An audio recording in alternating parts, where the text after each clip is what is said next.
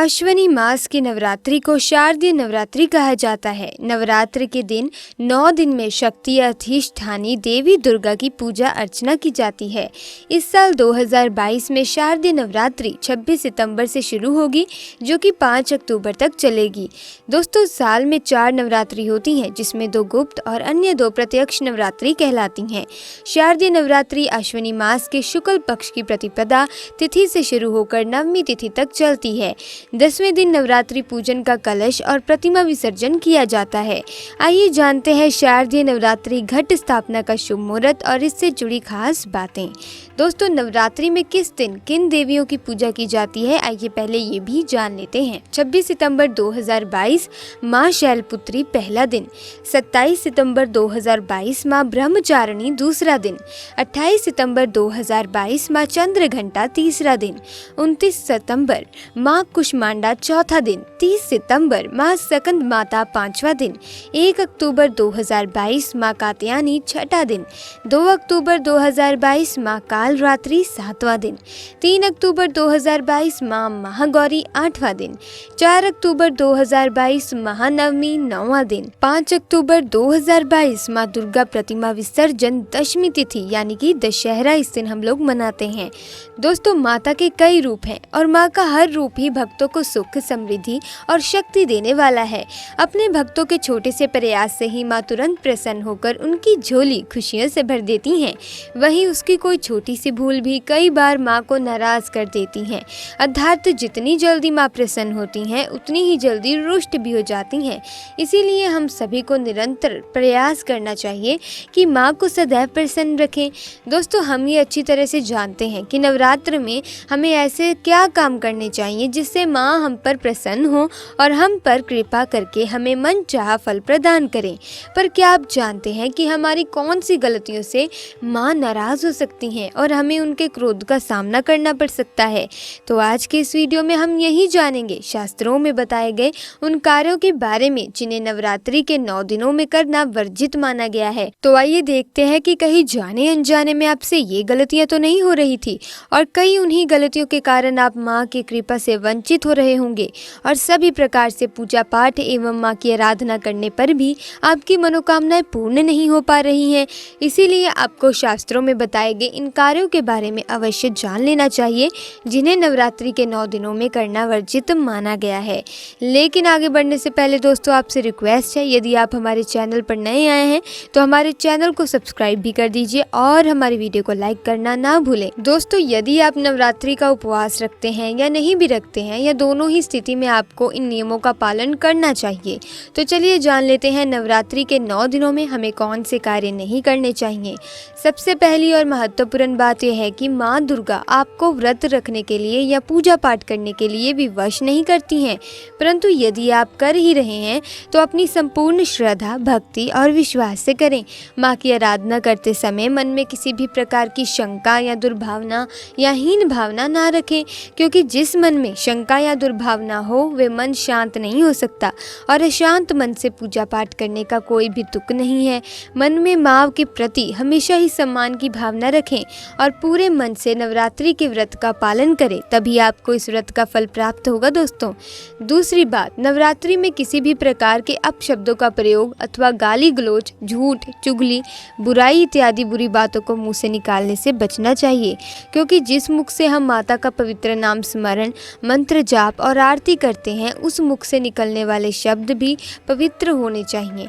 मुंह से अपशब्द निकालकर माँ की पूजा करने से माँ क्रोधित होती हैं। तीसरी बात, नवरात्र में हर तरह के मांस और तामसिक भोजन अगर हम खाते हैं या फिर शराब और तंबाकू आदि का सेवन करना अगर आप चाहते हैं तो ये बिल्कुल गलत है। आप पाप के भागीदार हैं। आपको ऐसा कभी नहीं करना चाहिए, क्योंकि इससे मनुष्य का अपने मन और मस्तिष्क पर नियंत्रण ही नहीं होता। तामसी आहार शरीर में उष्णता का निर्माण करता है, जिसका प्रभाव सीधे हमारे हृदय पर पड़ता है। शराब के सेवन से क्या दुष्प्रभाव है ये तो हम भली भांति जानते हैं दोस्तों, लेकिन यदि आप नवरात्रि के इन 9 दिनों में शराब का सेवन करते हैं या मांसाहार का सेवन करते हैं तो आपको माँ दुर्गा के क्रोध का सामना करना पड़ेगा। चौथी बात, द्वार पर किसी भी भिक्षु का या फिर कन्या का अपमान न करें। यदि नवरात्रि में आपके द्वार पर कोई भी भिक्षुक या फिर कोई भी कन्या आती है तो उसे खाली हाथ तो जाने ही ना दें। दोस्तों, कन्या साक्षात माँ का ही रूप होती हैं, उसको खाली हाथ भेजने पर माँ का ही अपमान होता है। इसी के साथ ही द्वार पर आई गौ माता को भी रोटी जरूर खिलाएं, बगैर रोटी खिलाए उन्हें जाने ना दें।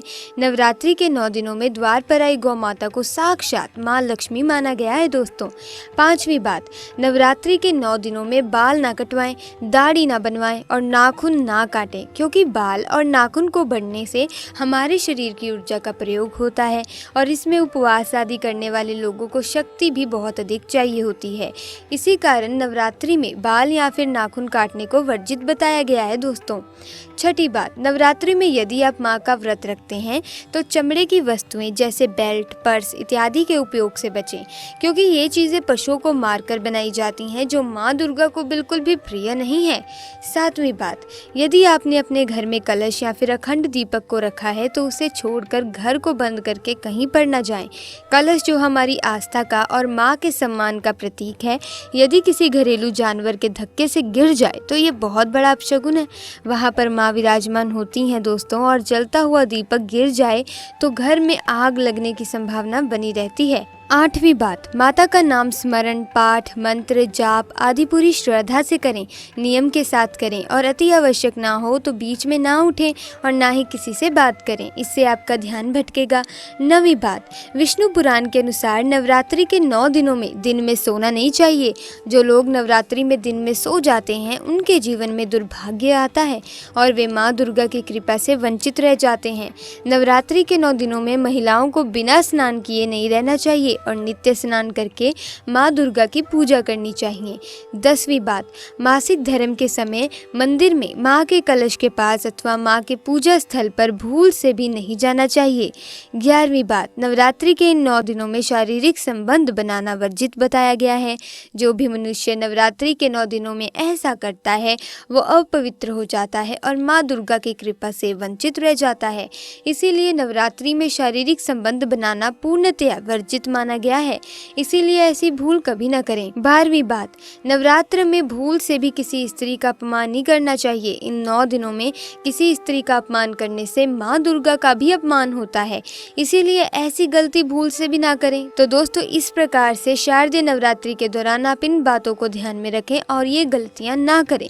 इसके अलावा नवरात्रि के दिनों में जहाँ आपने चौकी लगाई है वहाँ पर चप्पल लेकर न जाएं। साथ ही दोस्तों, कन्या पूजन जब आप करेंगे तो कन्याओं को नारियल का टुकड़ा जरूर दे, दक्षिणा भी दे साथ में, और नवरात्रों के मौके में नवरात्रों के दिनों में गौ माता की यथासंभव सेवा करें, उन्हें केला खिलाएं, रोजाना रोटी दें। नवरात्रि में तुलसी माँ की भी सेवा करें, तुलसी में रोजाना जल दें और शाम के समय दीपक लगाएं। दोस्तों, अगर आप अपने झाड़ू बदलना चाहते हैं तो नवरात्रि में नया झाड़ू ला सकते हैं और नवरात्रि में नए झाड़ू का उपयोग करना चाहिए, शुभ माना जाता है। अगर आपको नवरात्रि के दिनों में घर में छिपकली दिखाई दे तो ये बहुत ही शुभ संकेत है दोस्तों। इसका मतलब है कि माता रानी ने आपकी पुकार सुन ली है और आपका अच्छा समय अब शुरू होने वाला है। दोस्तों, नवरात्रि का व्रत दोस्तों वैसे तो सभी को रखना चाहिए, लेकिन एक चरित्रहीन व्यक्ति को माँ की पूजा से दूर रहना चाहिए। ऐसे में जो भी व्यक्ति गाली गलौज करता हो, स्त्रियों के साथ मारपीट करता हो, उन्हें भी माँ की पूजा नहीं करनी चाहिए।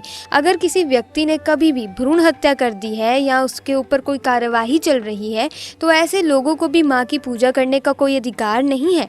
ऐसे लोगों से माता रानी हमेशा क्रोधित रहती हैं और कभी भी पूजा स्वीकार नहीं करती। तो ऐसे में आप इन चीज़ों का भी बहुत ध्यान रखें।